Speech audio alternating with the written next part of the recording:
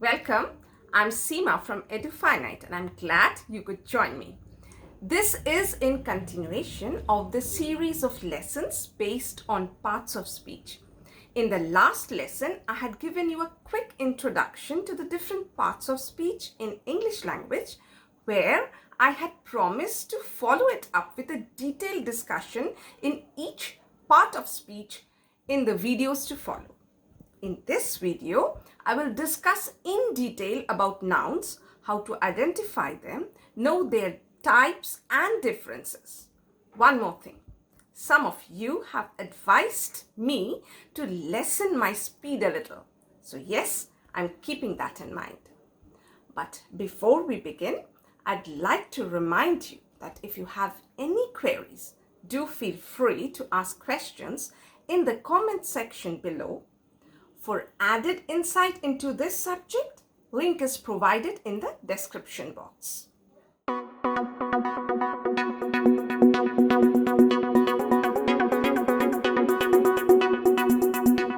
Now, coming back to the topic, we can say noun is a word in a sentence that can be the names of any living things, non-living things, places, time, course of actions, ideas, or emotions.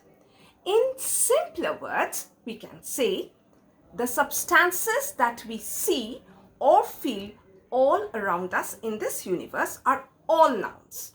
Now, this can be very overwhelming to understand.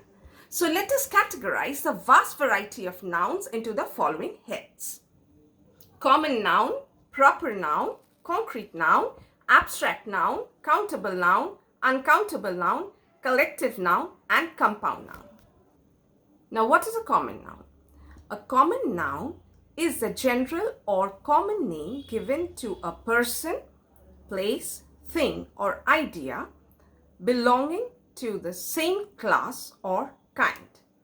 They never refer to any particular person, place, thing, or idea.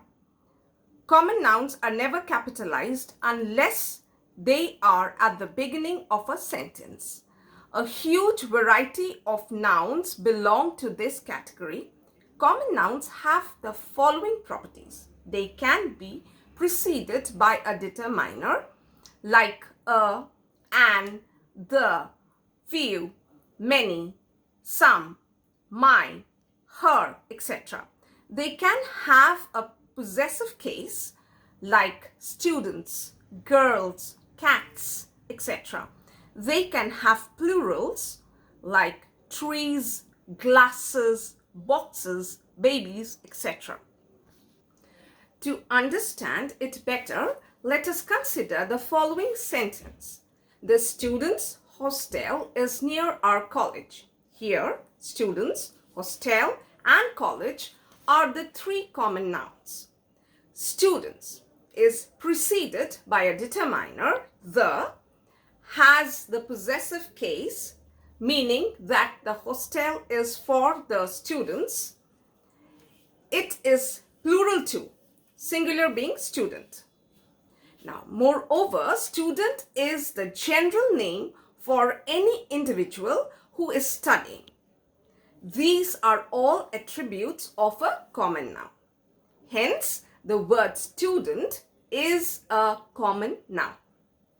Now next, hostel is the general name given to establishments that provide cheap food and lodging solutions to students. So it is also a common noun. Now college is also a common noun as it is the general name given to the institutions where students complete their undergrad degree. Now, what is a proper noun? A proper noun is the unique name given to a person, place, thing, or idea, making it specific. It is always written in capital letters, irrespective of its position in the sentence. The proper noun particularizes that person, place, thing, or idea. To understand them better, let us consider the following sentences. Mary and John were studying together. Miss Sen is calling you. The Pacific Ocean is the largest and deepest of the world's ocean basins. India is a country of rich cultural heritage.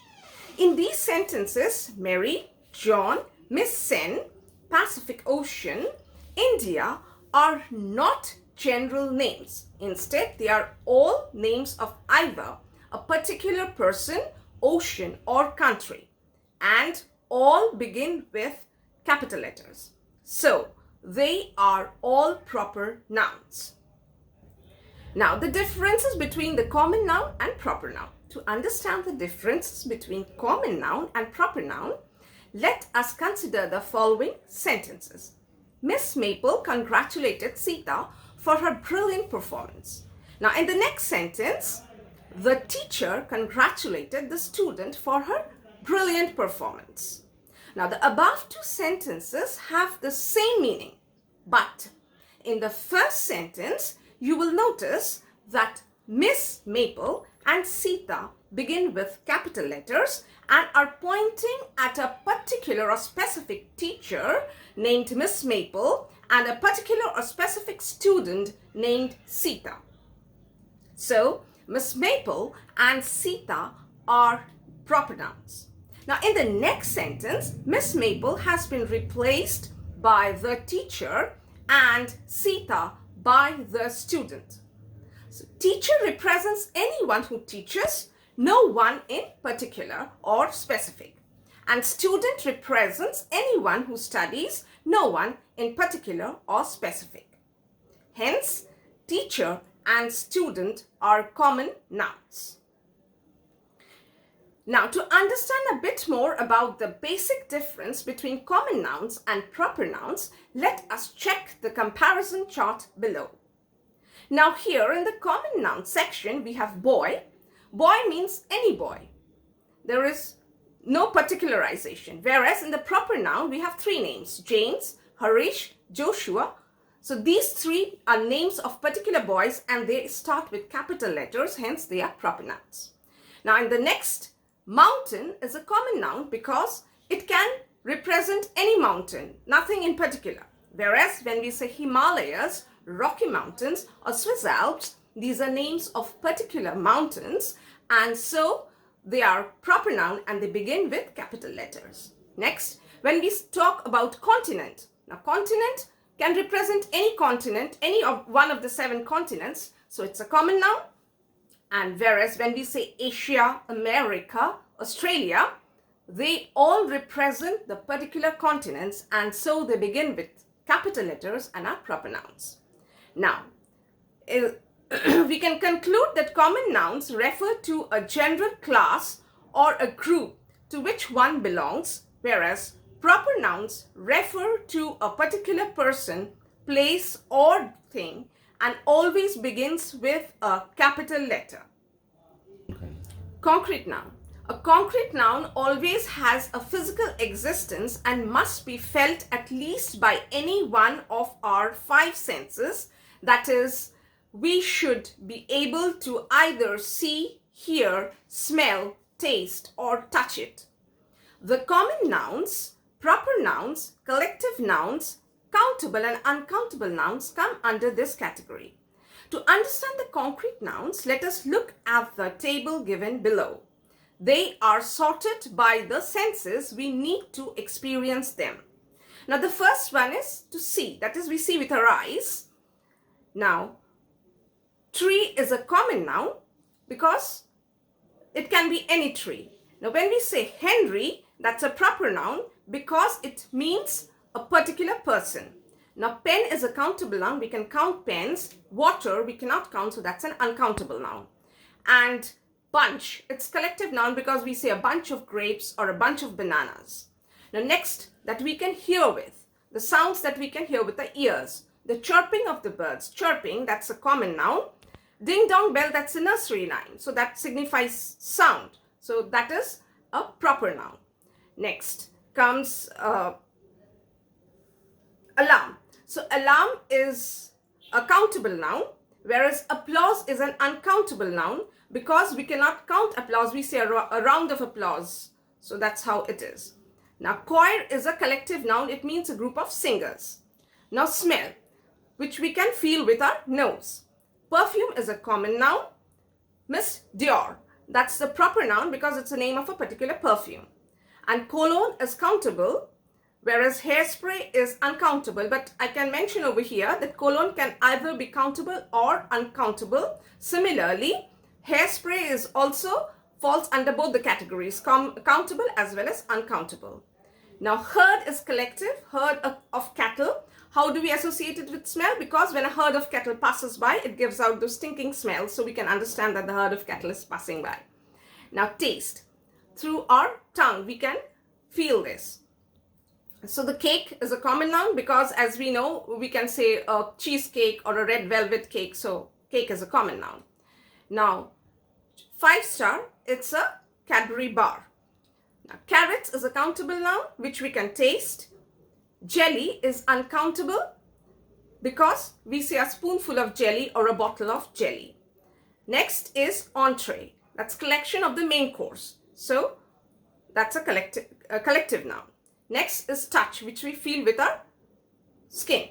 Now, skin is a common noun, whereas pashmina wool, that's proper noun because it's kind of wool that we find in the state of Kashmir of India. It's made from the hairs of the goat. Now, chair is a countable noun. We can feel the chair when we sit on it. Snow is uncountable. When we touch it, we can feel that it's snow because it's very cold and freezing. And crowd is a collective noun because when we pass through a crowd, we have to jostle our way through. So there we get the feeling of touch. Next is abstract noun. Now, an abstract noun has no physical existence and can never be felt by our 5 senses. That is, we will not be able to either see, hear, smell, taste, or touch it. Abstract nouns refer to ideas, concepts, emotions, qualities, states of being, feelings, or events, and are opposite of concrete nouns. Now, to understand the types of nouns, let us look at the table given below. First is ideas. Under the ideas category, we have democracy, curiosity, growth, obedience, friendship. Concepts. On the basis of concepts, we form these things: intelligence, charity, deceit, failure, comfort. Emotions. Emotion is a strong feeling which we express through anger, sadness, happiness, hate, indifference. Now, qualities. These are the qualities that make a man, and they are as kindness, beauty, bravery, goodness, honesty. Now, states of being: bravery, childhood, courage, boyhood, sickness. Feelings. These are feelings that we feel: fear, pain, confusion, desire, creativity. Events. These events, they take place in our life. We participate in an adventure. So adventure, birthday, career, death, life. Now, to understand the abstract nouns, let us look into some examples. The bravery of the soldiers should always be acknowledged. Childhood should be cherished. The man was rewarded for his honesty. Charity begins at home. If we look at the bold-lettered words, bravery, childhood, honesty, charity, they do not have any physical existence whatsoever and cannot be perceived by our 5 senses either. But the ideas expressed through these words are real.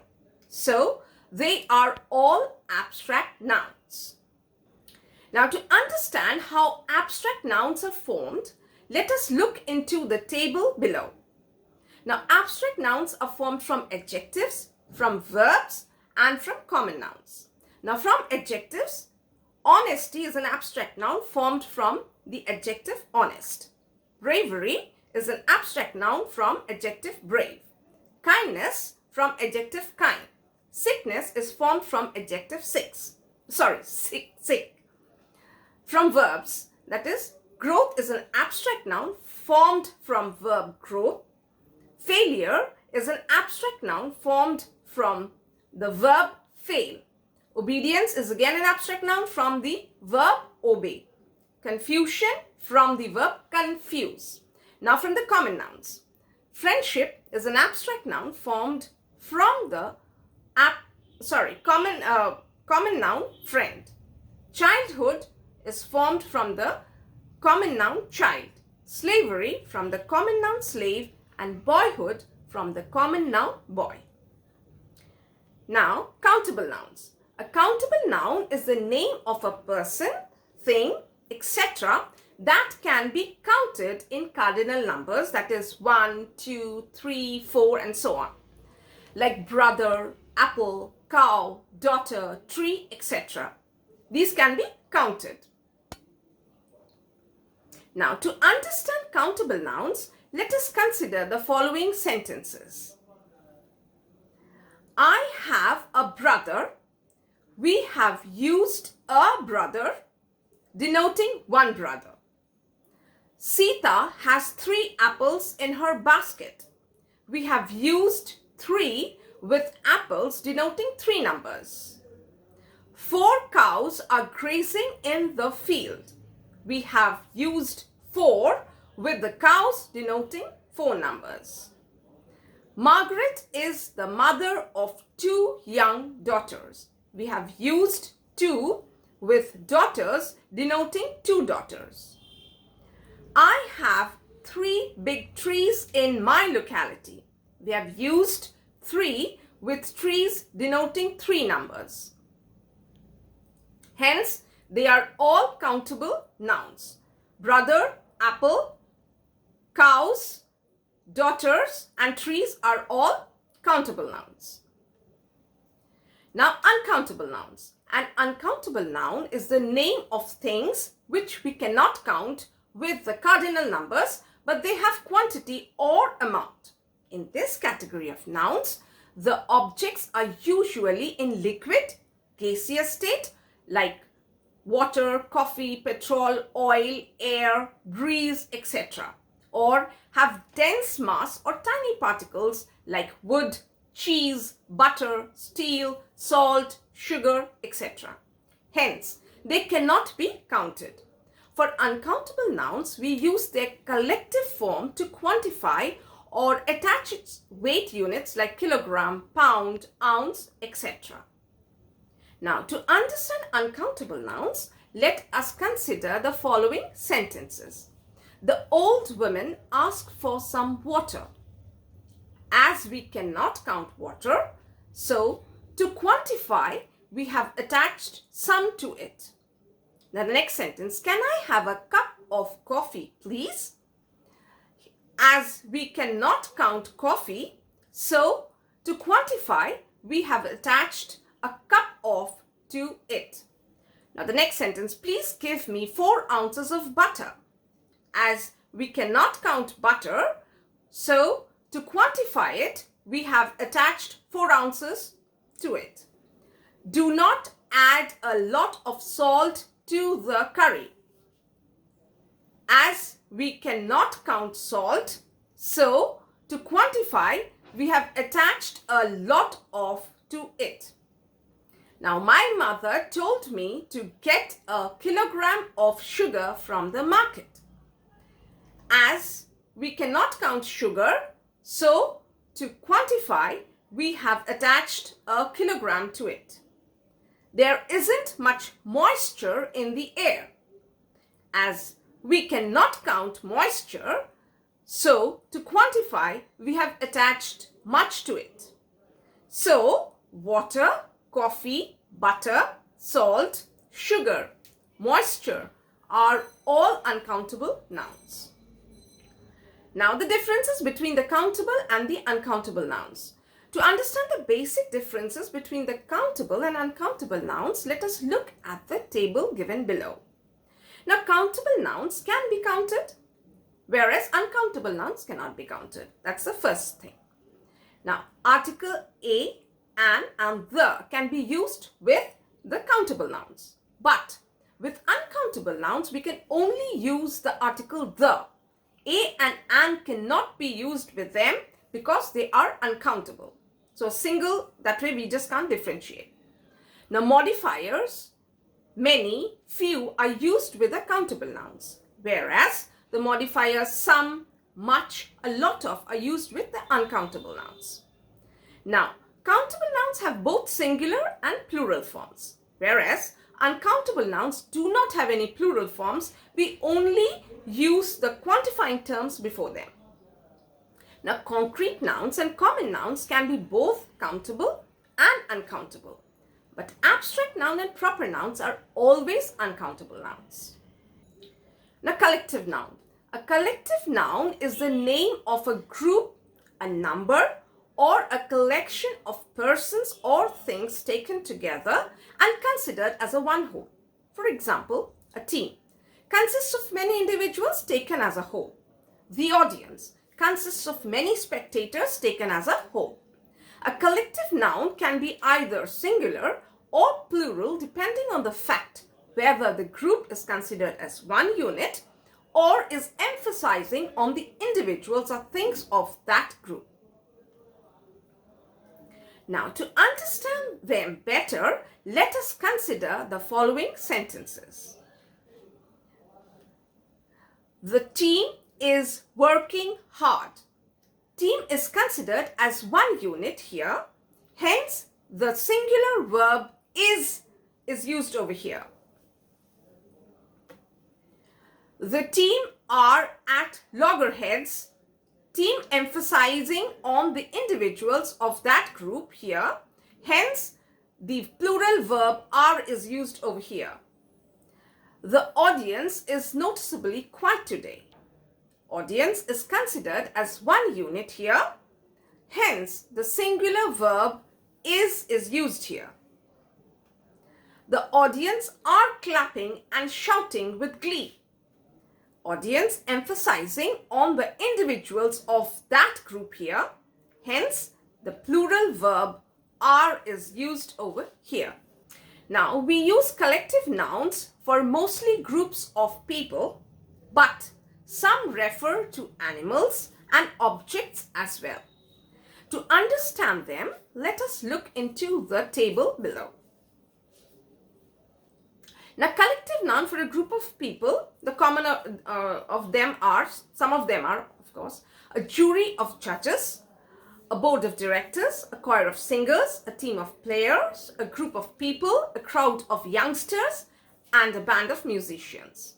Now, collective noun for groups of animals or birds are as a herd of cattle, a gaggle of geese, a flight of birds, a pack of wolves, a litter of puppies, a swarm of bees, a shoal of fish.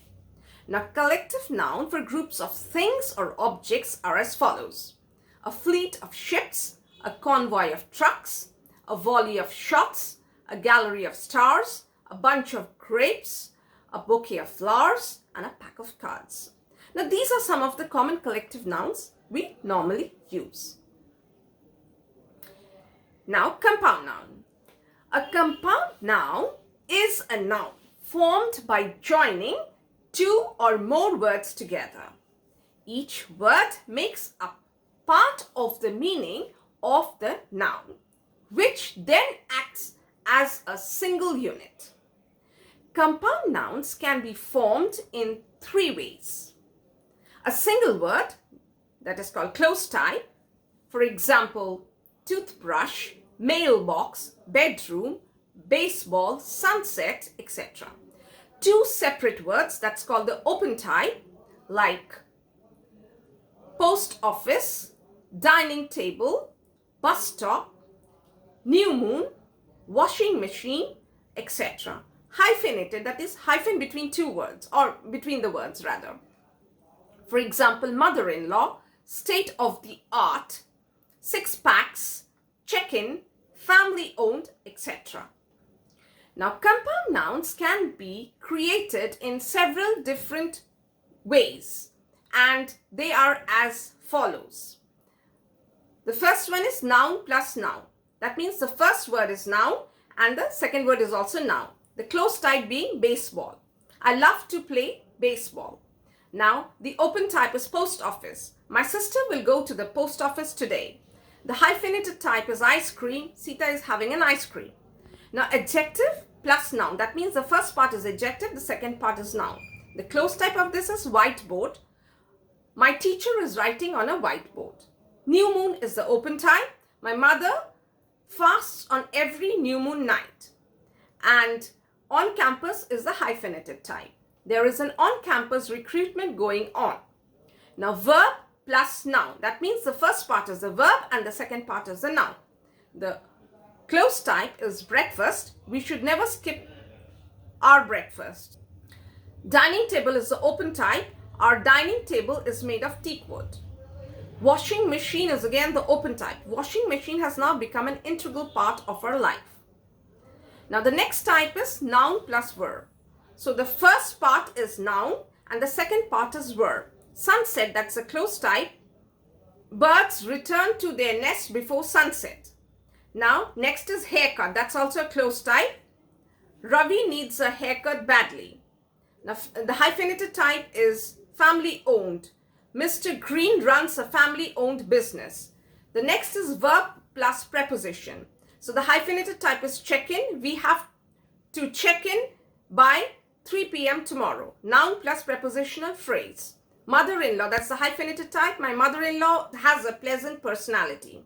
Preposition plus noun. Underworld. So that's a closed type. The police caught the notorious underworld don yesterday. And the last type is noun plus adjective, that is spoonful.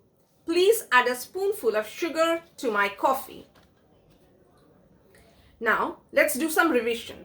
In conclusion, let us test our understanding of nouns in the sentences given below. Mary is walking with her brother. Now, think which are the nouns and what type of nouns they are, and here is the answer, and check if you have done it correctly. The team has won all the matches. Check the nouns and try and understand what they are. Here's the answer. Next, failures are stepping stones to success. Which are the nouns and what type of nouns are they? And check if we have understood correctly. Here's the answer. Now the next, do not keep toothbrushes exposed in open air. Now here comes the answer.